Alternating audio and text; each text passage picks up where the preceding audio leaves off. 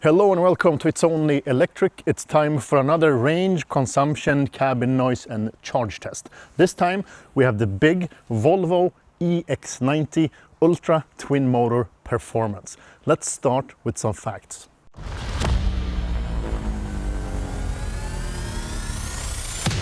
It's only electric.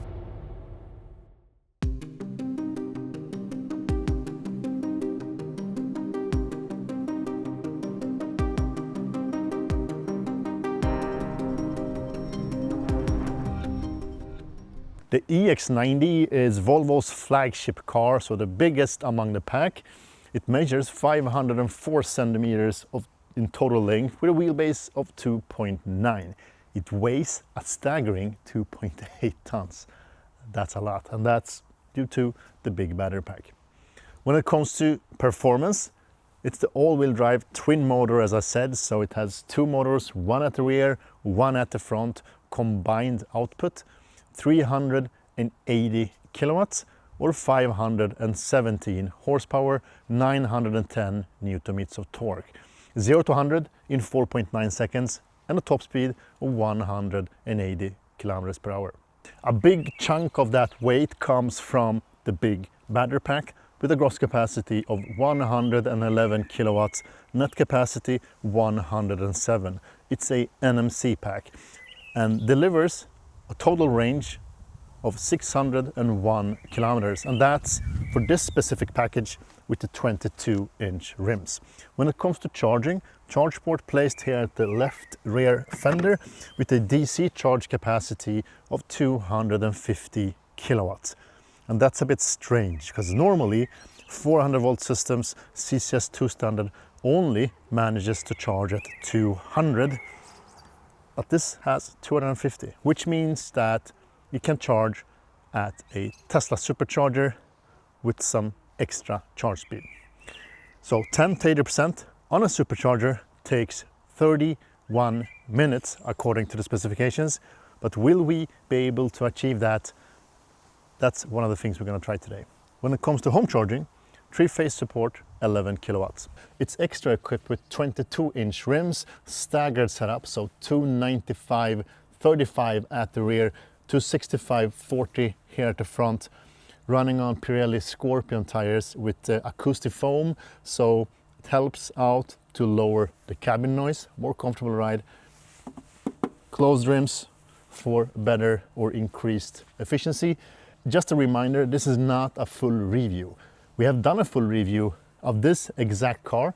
I put the link up here if you want to know even more about it. Let's start the test. Let me just introduce you to the range and consumption test. This is our fixed route with an average speed of 93 kilometers per hour, speeds from 50 all the way up to 110 kilometers per hour. So now to some highway driving, 100 kilometers per hour, and we stick to a certain set of rules, of course. 3 main rules. First rule is to set the AC to 20 degrees and auto. It is also set to eco, because the second rule is to set the driving systems to eco if available. And it doesn't have an eco mode. The only eco thing you can do is to activate the AC and set it to eco.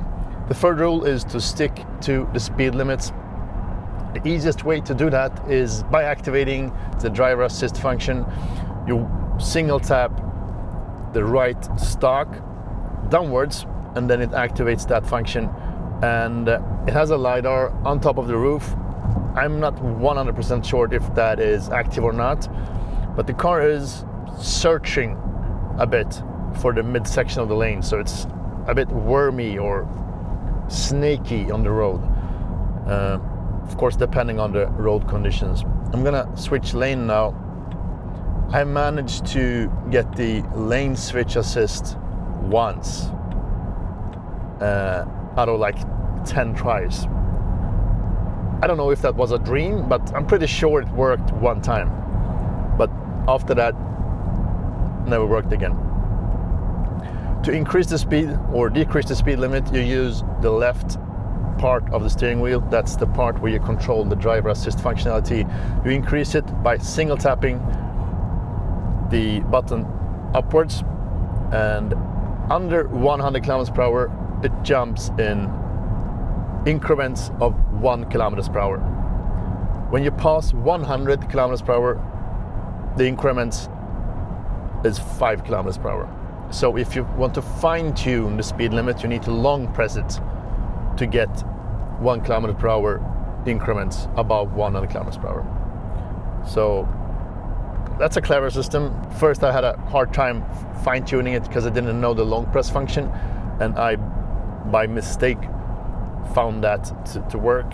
But when you get used to it, it's a easy and good implementation. And I actually learned it in the Polestar 3 because it has the same functionality when it comes to the driver assist function. One thing I notice, and that's another part of this video, but it's the cabin noise. This is a silent car. Maybe one of the most silent cars I have ever tried. But let's see about that in the cabin noise test coming up. Let us check the consumption. We have a specific app for that called Range and Trip. And we have traveled 25 kilometers. Average consumption until now is 22 kilowatt hours per 100 kilometers. The road conditions, some droplets during the way, but still dry roads, semi-sunny, 9 degrees Celsius. So kind of mild summer conditions. There is no specific wind to talk about, so fairly good conditions for scoring a good consumption and range. And of course it has the speed limit warning, the European regulated one. That's the beep for it. Very subtle beep. Not that disturbing at all, because if you speak or listen to music, you will for sure not hear one. There is a subtle animation on the screen too, with the speed limit sign blinking.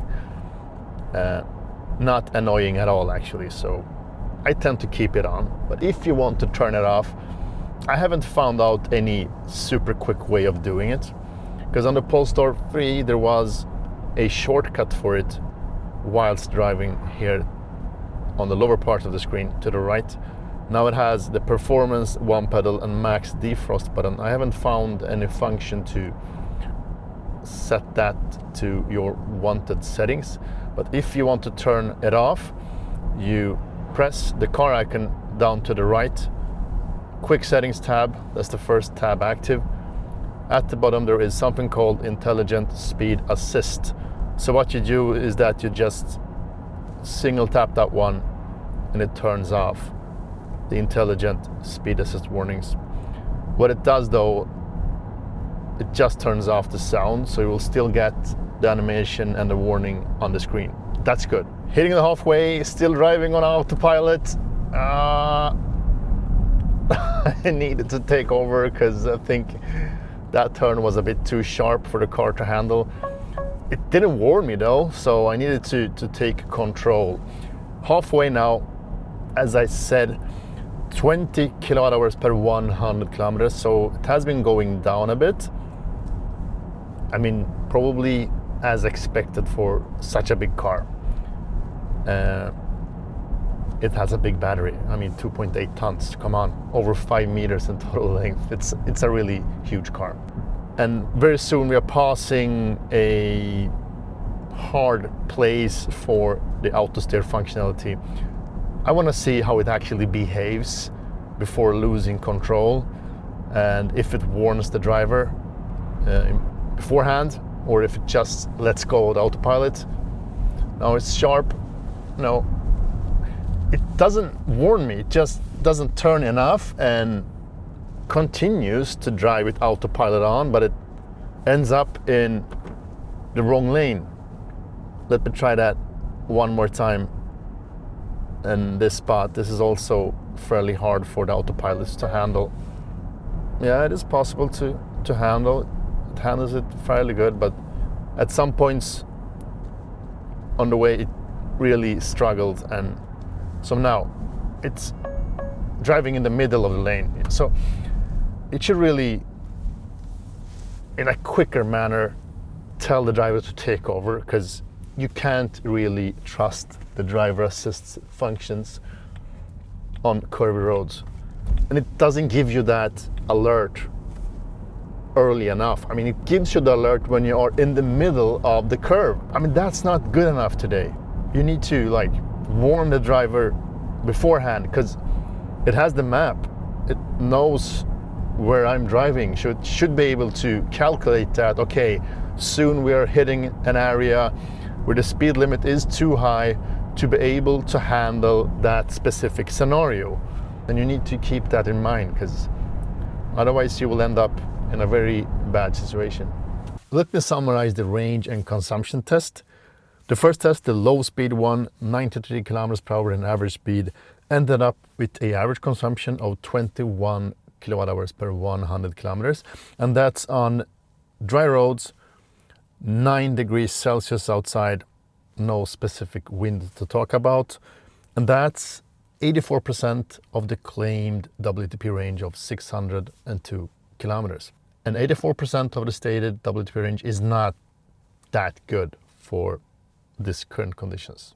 I was expecting a bit more, closer to 90% maybe, because 84% is more or less winter conditions in most EVs. And for the high-speed test, we keep a constant speed of 120 kilometers per hour GPS speed. That equals to 121 on the speedometer in this specific car.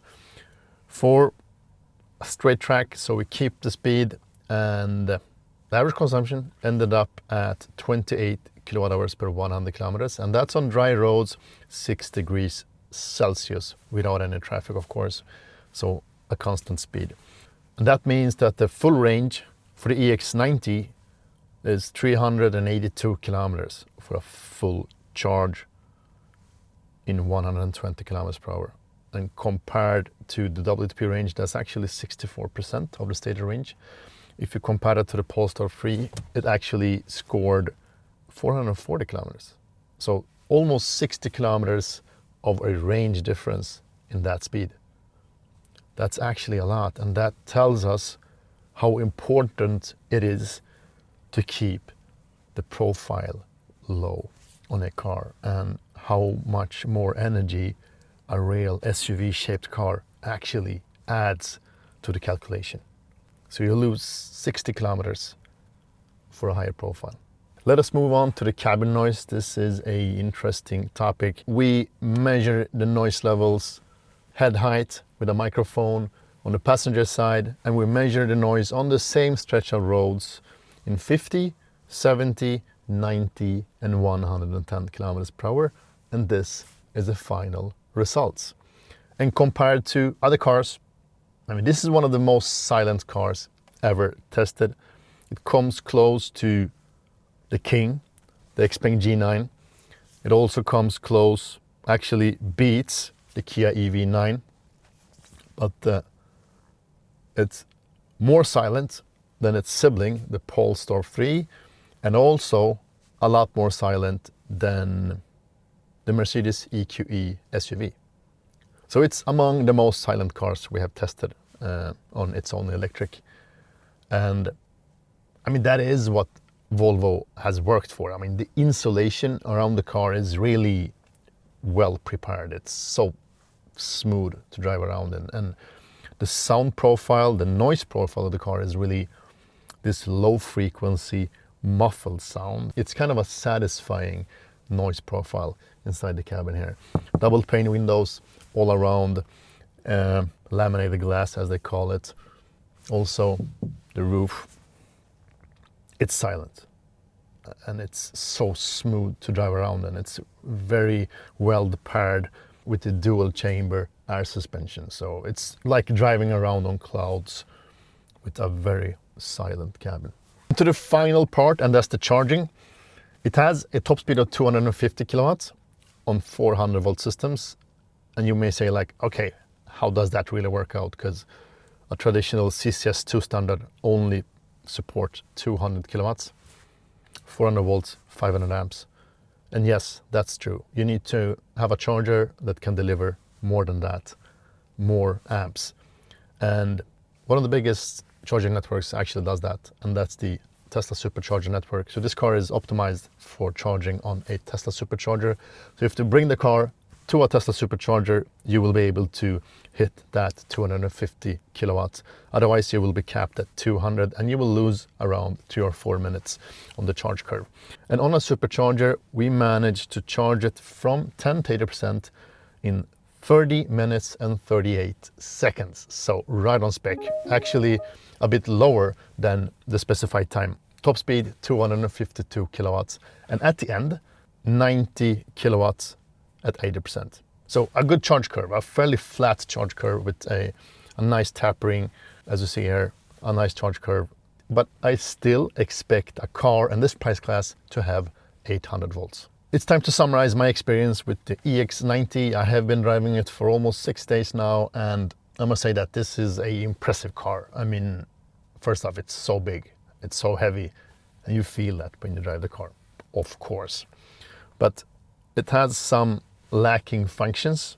First off, I just want to say that I'm glad that it's built upon Android Automotive, because it's a good system and it shows us that more functions will be available during time, and you will be able to download your applications like Spotify. You are using the native Google Maps applications for great navigation. You get a good view in the instrument cluster of the maps.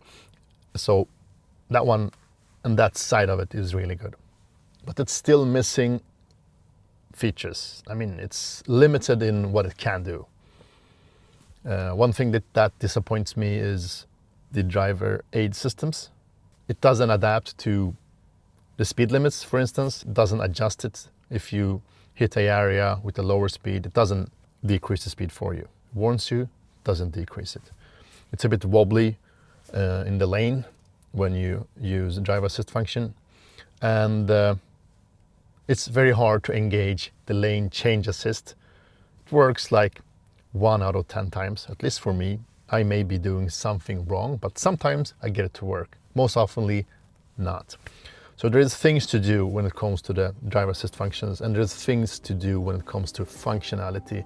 It's a bit Spartan, it's a bit function lacking. But I guess that's something that's going to evolve and be better with time. The other thing that I miss, and that's regarding charging. I mean, a car in this price class should really come with a 800 volt charging solution. With such a big battery pack, gross capacity 111 kilowatts, one of the biggest batteries in the industry, I think it should have the support for 800 volts. I mean, the charging is not bad. 30 minutes, that's good. But in this price class, good isn't enough. In this price class, flagship, we're talking about a premium car. You also need to have a premium charging solution. 800 volt, at least 300 kilowatts, 350 kilowatts, 20 minutes is what I expect out of such a expensive car. But with that said, it's a very sophisticated, it's a very smooth car, and not many cars can compete with the EX90 when it comes to smoothness, cabin noise, silence, and like the comfort is so good. And I think currently the only car that comes close to it or on par, in some occasions maybe better than this one, is the Neo EL8. And that's a niche car. I mean, I haven't seen a single one on the streets. So it's probably not selling that good, but that's a really premium 7-seater too. And that's currently, I think that's currently the only 7-seater that can compete with the EX90 when it comes to driving feel, driving comfort. So if you're after a premium 7-seater with comfort and style, this may be your best option. So that's all for today. I hope you enjoyed the video. If you did, please share it to your friends and family. Like it, subscribe to the channel, but most importantly, engage into the video. I mean, write comments, ask me questions, share your thoughts about the Volvo EX90. Is this the best option on the market for 7-seater EVs? Share that in the comments. Stay electric. Thank you for watching. Speak to you soon.